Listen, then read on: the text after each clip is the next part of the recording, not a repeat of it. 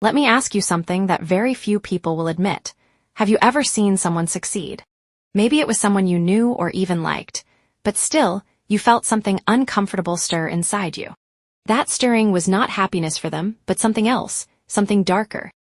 Or have you ever held yourself back from doing something bold because you were terrified of what people would think if you failed? Yeah, me too. Here's the thing nobody on the internet wants to tell you, because it doesn't get them likes, or make you feel all warm and fuzzy inside. The biggest obstacle between you and the life that you want is you. And not in a vague, inspirational quote kind of way, but in a very specific, uncomfortable human one. Today we're going into the dark side of human behavior: fear, ego, and envy. We're not going to pretend these things don't exist. Instead, we will look them straight in the eye, because that is the only way you ever get past them. Let's start with fear, because it is sneaky.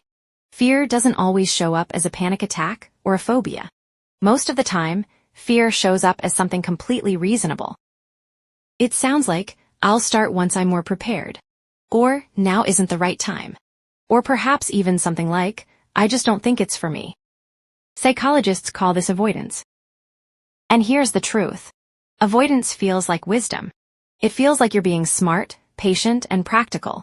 But what's actually happening is that your brain is doing exactly what it was designed to do: keep you safe. The problem: your brain cannot tell the difference between physical danger, like a lion chasing you, and emotional danger, like posting a video online and getting criticism. To your nervous system, they feel identical. So what happens? You stay small and play it safe, and every time you avoid the thing that scares you, you teach your brain one lesson: that thing really is dangerous. You reinforce the fear. Neuroscience actually shows us that the more we avoid something, the more threatening it becomes in our minds. It's a loop, and most people spend their entire lives inside it. Now here's what I want you to sit with. What is one thing in your life that you keep saying you'll do when the time is right? When you're more ready, when things calm down, or when you have more money, confidence, and time? What if the time is never going to be right? What if ready is a feeling you only get after you start? Alright, let's talk about ego. And before you close this video, I'm not talking about arrogance. I'm talking about something more subtle and dangerous. Your ego is your sense of self. It's the story you tell yourself about who you are. And your brain protects that story like it's your life. Because to your brain it is. Here's how it shows up. Say you've told yourself for years, "I'm not a morning person." Then one day someone says, "Hey, try waking up at 5 a.m., it might change your life." And instead of thinking, "Interesting, let me try it," something in you resists. Because if that works, it means the story you've been telling yourself was just an excuse. That's the ego. It would rather you stay the same than admit you've been wrong. And this gets bigger the older we get, and the more successful we become. Because the more identity we've built around who we are, the more threatening change becomes. I've seen this destroy people's potential. Smart people, talented people, people who had every external opportunity but couldn't move forward, because moving forward would mean admitting that the person they were wasn't working anymore. There's a concept in psychology called cognitive dissonance.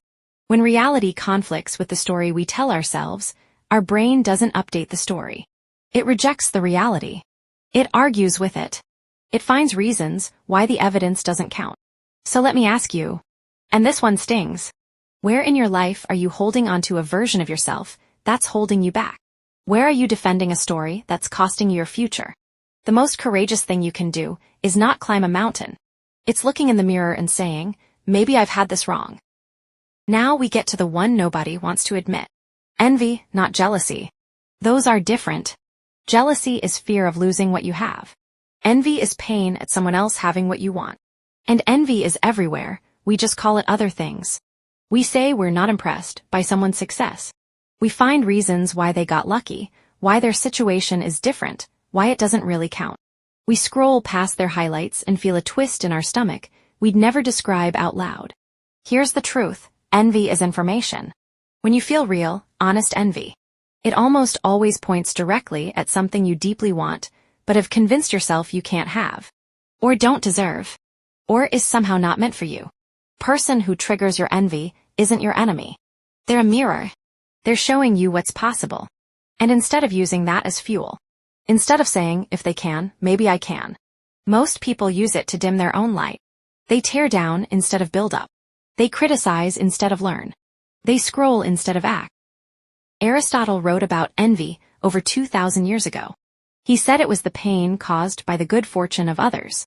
2,000 years later, psychologists are studying the same emotion on Instagram. We haven't changed. The platform has. What if next time you felt that twist? That flicker of, oh wow, that must be nice. You stopped.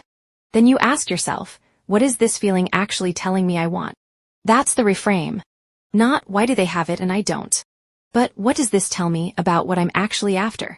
So here's where I want to leave you. Fear, ego, and envy. None of these are character flaws.